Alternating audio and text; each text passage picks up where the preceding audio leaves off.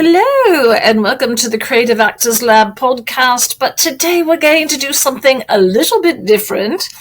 We've got as a special guest me, Queen Evi, and I'm sitting in the hot seat. So sit back and relax and learn a little bit more about me and developing a character right here on the Creative Actors Lab podcast. All right, sweeties. So here we are. I actually have my Grand Inquisitor sitting off to the side, and he's going to be asking me all sorts of lovely little questions. I've got my little pop screen here, if you happen to be seeing the video, so that if I go bah and bah, that you can see all that. So, and ta and ka. Ta and ka. Thank you, Grand Inquisitor. I must say you look charming tonight, sweetie. Mm-hmm. So what we're going to do is just kind of play around with when you're in character and you're asked questions as that character. How are you going to respond? Well, bloody well in character, So that's one of the things we're going to explore tonight, sweeties, or this morning or afternoon, whenever you're listening to this podcast. So, all right, Sir Max. Yes. What would you like to ask me? All right. Tell me a little bit about where you grew up. Where I grew up. Well, I grew up in a very small type of island, not too far from a lot of the other fairy tale realms. And, the thing about growing up in a small island, you're very in touch with nature. And you get to know everyone in the kingdom. It's not like we're sitting up high on a hill and then we're judging everyone. So, I got to go down and really talk to people, and I would help them do things like some of the farming. I would bring the fruit up to the castle and things like that. And we'd invite people to come and have what I think in your verbiage is a potluck. Okay. So we had a potluck. So, we were very, very open, I think because we were a small island and not really influenced by a lot of the mainland, sweetie. So I think we just knew to be open and gracious and lovely. And that's what we really wanted to do. There's not really a hierarchy. It might have been that I was born into this house, but I really did feel like it was the people's castle or house. Okay. What was your favorite subject in school? Oh, well, definitely English, sweetie. Okay. I loved reading English and poetry. Okay. All right. Good. And I'm going to use the S word, Shakespeare. Mm-hmm. I love Shakespeare. And, always had hoped that Prince Jamie, that he and I might do Romeo and Juliet together, but it was not to be. He just decided to row off and go on to the mainland where there was a little bit more going on. And not too much into the island life he was, or when he got a chance to go, he left. What was your favorite meal when you were a child? Oh, favorite meal when I was a child? The cook, and we sit there, she would make me this delicious boiled chicken, but she put all sorts of lovely spices on it, and then she'd wrap it up in bay leaves, and then she'd put some salt and pepper, and after it was boiled a little bit, then she'd bake it. And then we just peel off the bay leaves together, and then we'd, sit down and have some boiled potatoes. There's a lot of potatoes on my island. Okay. So we'd have that, and then we'd have some other greens. And I just loved hearing about what her life was, where she was, because she wasn't from our island. She came over from another island, far away in the Pacific. And that's, how she knew how to cook with different leaves, like banana leaves or bay leaves and things like that. And so it was really so unique, and I'm so grateful I had that. What was her name? La Chera. La Chera, okay. Mm-hmm. And let's see, what is the main export of the land that you come from? Oh, okay. Well, the land of Clondovia. Clondovia, we like to say it's clandestine, that it was Clondovia. Okay. Our main export really actually is herbs and spices. Okay. So we've got bay leaves, we've got peppers, which you can ground black peppers, but then you can also do banana peppers. So rather spicy on my island. We've also got fruits. different things like a lot of tropical fruits, oranges, lemons, limes, things like that. But it's quite lovely, actually. Very good. When was the first time that you ever fell in love?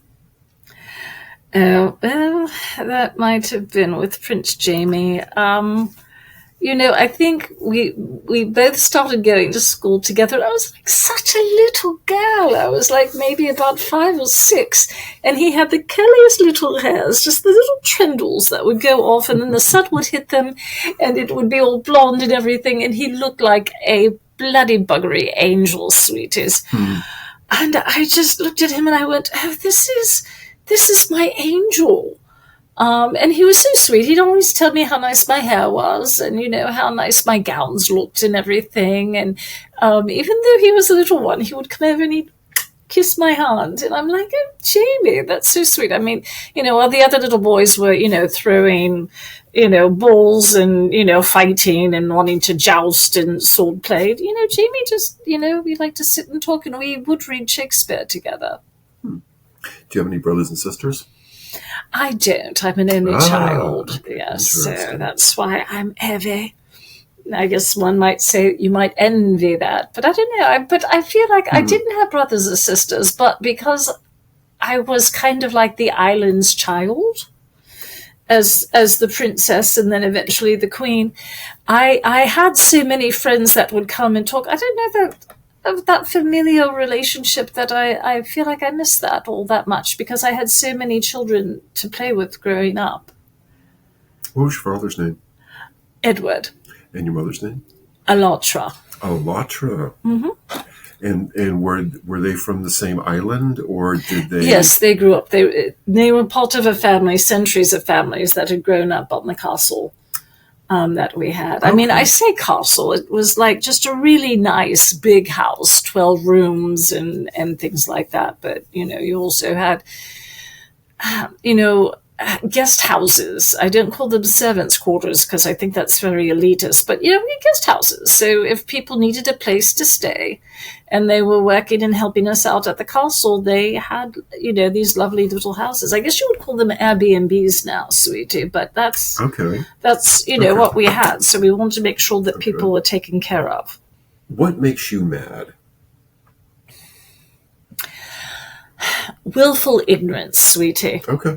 It's like, okay. Yep. I got you. It's like you've got the facts in front of you and then you're just denying it. And it's like, why? What is... And I try to sit there and go, not everyone's brains work the same way. But there are times when I'm like going, oh, bugger, really? So, yes. Okay. Have you traveled a lot? Yes, I have gone to Europe. Okay. And I found things that was so interesting, again, living on an island, or rather condensed, shall we say. But what's so interesting about Europe is that you can go not very far. I know you're from what they call the United States. Mm-hmm. So you could go state to state to state, but in Europe, it's almost like where you would go state to state, you go country to country. And in a very short distance, you've got a completely different set of people, a completely different history. It's so fascinating. Okay. What's the difference between right and wrong? The difference between right and wrong. That's a many-layered question, sweetie darling. The difference between right and wrong, I think what is right is trying to help people and be kind and open to other ideas.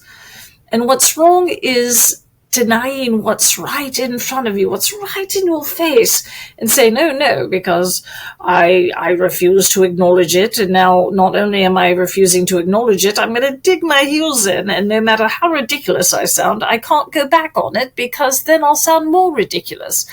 But the thing is, darling, sweet, is everyone else is sitting there going, they're ridiculous. And they don't bloody well get it. So that's, to me, that's just wrong. I, a lot of times, will say, you know what? Now, I could be wrong. However, I'm thinking this.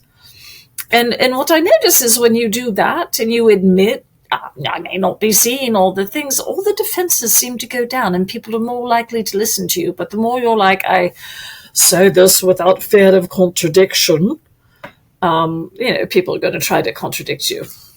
Okay. What was a time in your life when you were the happiest? When I was the happiest, when Jamie and I would make cookies with Lashira. And, we would, and she would let us do, they were the kind of cookies that you did thumbprints and then you'd put different jams in them. Oh, I love those. Oh, and with tea, they were absolutely lovely sweeties. I love those. So, and then Jamie and I would have our tea party. With Lashira, she would sit down and she would have tea with us. She didn't have to serve us. I often liked to serve her. And she would let me know that you have to be very careful with the milk in the tea. If you don't serve that correctly, you're a barbarian, according to her. So, yeah, I learned. I think I know what you're talking about there.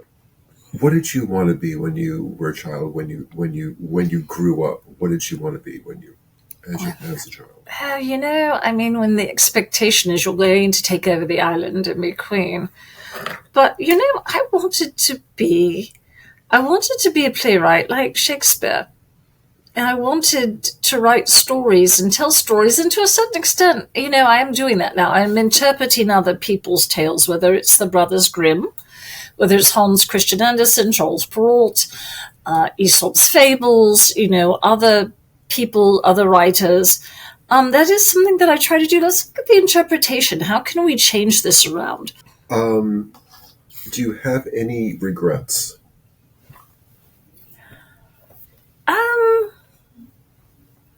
I regret that I may have driven Jamie away because I wanted, I think, more than he was willing to give me. And rather than just accepting what was there, I was pushing for more. And I regret that because it could have grown.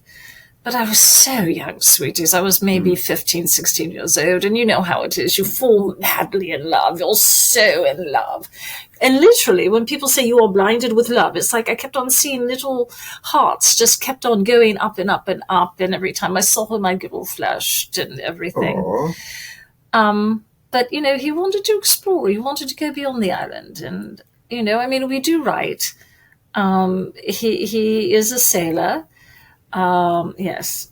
I believe he actually landed in your United States on a place called Fire Island.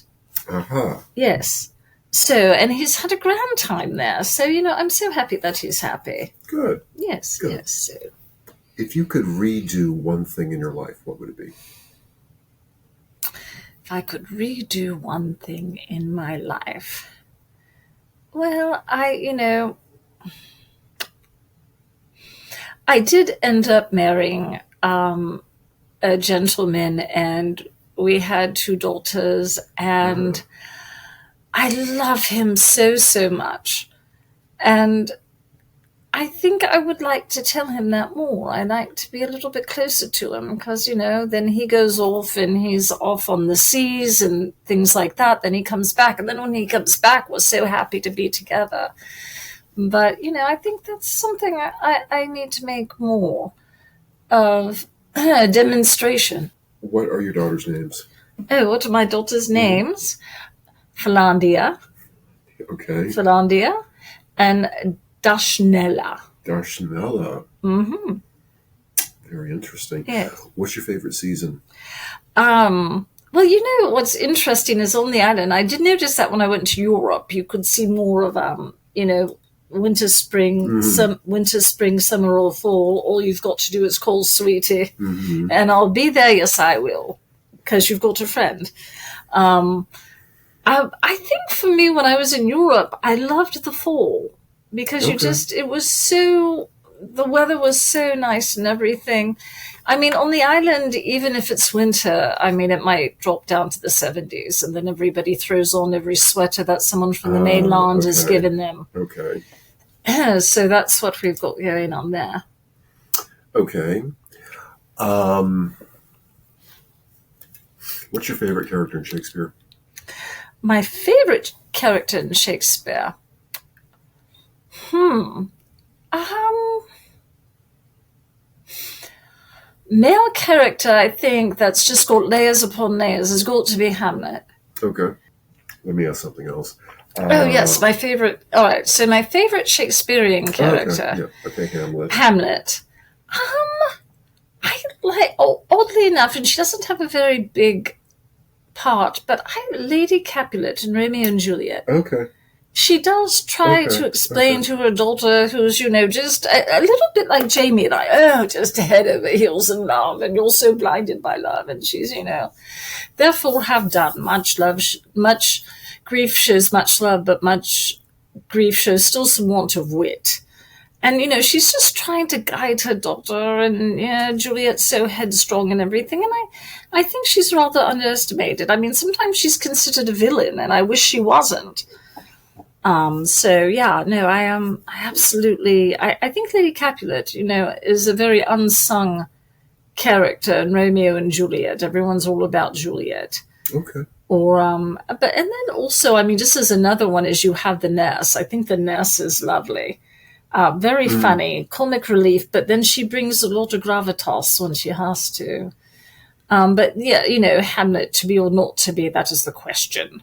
And just that one line, it encapsulates all of our existential angst as human beings. And I just think how that's written, it's fabulous, sweetie. Okay. What's your favorite sandwich?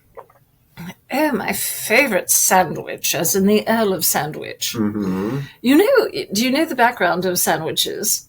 I kind of do, actually, yes. You do? All right. About gambling. Yes. The Earl of Sandwich was a great gambler, and so rather than going from the table when he was gambling, he would just have them bring his meats between two slices of bread, and then that became known as a sandwich. Mm-hmm. My favorite sandwich, I'll tell you again, going back to when I was a little girl, peanut butter and jelly on toast. Yeah. And ginger snaps for dessert. Yeah. Indeed. Okay, let's see. I'm just going to ask a couple of more. Mm-hmm. How do the people on the island think of you? How do they think of me? I like to think that they know that they can come to me if they need resources. I'm not, again, one of those persons that's going to go, well, I'm the queen, I was the princess, and my dad was the king, and my mum was also a queen at one point, so blah, blah, blah. And I've got all the manners and you don't. No, I'm like, no, we're human beings. As far as that goes, I've got a title, but that doesn't make me above you. So if they need anything, I've lent out dresses to young girls who, have their own Jamies. And I could relate to that. So I'm like, of course, my daughters are also that way too. They're like, what can we do, Mummy? Because just staying in the castle and going, oh, wow, this is like the tapestries are really nice. It's boring. So, we like walking out on the beach. I love to hear children who are seeing the beach for the first time, squealing and running, and you hear the seagulls calling. And, to me, that really is heaven on earth. So, those are the moments, and you can't sit in a castle and say, oh, well, I'm above it all, because you're really not. Okay, 2 more questions. All right, sweetie. What's your favorite quote? My favorite quote would definitely be well-behaved women never made history. Okay. And that's one thing when we are talking about fairy tales is so often the young ingenues, if they stand up for themselves, they're considered disobedient, and then it's up to everyone else to try to train them to be more proper. And I think that's one thing I really appreciate about my parents is they never really went there. They were just like, all right, Evie, well, maybe you could have done a little bit better. Maybe your manners could have been a little bit better there. And they guide me rather than scold me. And, I appreciated that. So, Okay. I think it's okay for our daughters to question things, and our sons. to stand in their power and say, oh, right. But, and I think that's the thing that I really do like about that I notice unlike other countries around the world is the women, some countries, the women are expected to be in very regimented castes or classes or whatever. Mm-hmm. Whereas, again, on our island, it's like, all right, fine. The men and the women were all, my prime minister, I take his advice just as I do the head of our parliament, who also happens to be a woman. So there's that give and take. And then if people from other countries want to come and be a part of who we are, that's fine. That's lovely. I learned so much, the Shira brought so much to our country with her cooking traditions that we wouldn't have had before. And the culture and the colors and the tapestries, it's all, it's so amazing. Okay, last question. How do you want to be remembered? How do I want to be remembered? You ask all the multi-layered questions, don't you, sweetie? That's why they pay me the big bucks, They do, I know. When we had you come out here, it was, it was for a pretty good price. Mm-hmm. How do I want to be remembered? I think I want people to remember me as someone who was compassionate, who was intelligent, mm-hmm. and who really did care about it and could see humanity. I think so much in the world, it's so easy to say it's us versus them. But those two words I love using. And if everyone thought of it more, I think the world might be a better place, is the universal truths. What do we all go through as human beings? And that's what anybody that comes onto the island, that's what I'm like, oh my goodness, is this person who's just come on, she's a young mother, she's got to be tired, she's got to be worried about what her children are going to do, to make herself at home. And she may start talking and she might have a viewpoint that I don't necessarily agree with, but rather than demonizing it, it's like, oh, that's interesting. Why do you feel that way? I saw one thing that we do on the island sometimes is if you do have people who seem to be diametrically opposed as far as philosophies go, is without telling them that they are in different philosophical camps or whatever, we have them build things together. We do let's build a house for some of the new people that are here. Let's build some furniture. And then they get to talking and things like that. And then after they've done that, we'll go, well, did you know that this person says that they believe this and this person says that they believe that? And yet, while you both have very different viewpoints, guess what? You just went and built this beautiful table together. You built a foundation together. You broke for a garden together and you had lovely talks because you were seeing each other person to person. You weren't looking at each other as adversaries.